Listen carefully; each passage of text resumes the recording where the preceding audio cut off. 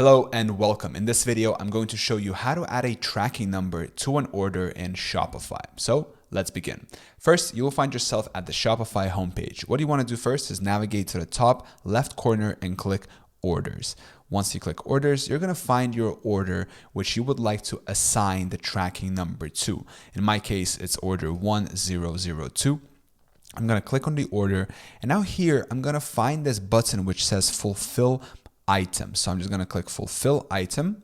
And now I'm going to confirm and click this green Fulfill Item button. Once you've done that, you're going to see this button appear which says Add Tracking. Just click on this button, and now you will be able to add your tracking number and choose your carrier. So you can either type in your carrier here yourself, or you can choose from this list right here. And then once you've added the tracking number and chose a shipping carrier, you simply click Save. And that is how you add a tracking number to your order in Shopify. If this was helpful, please make sure to drop a like, subscribe to the channel, and thank you so much for watching this video.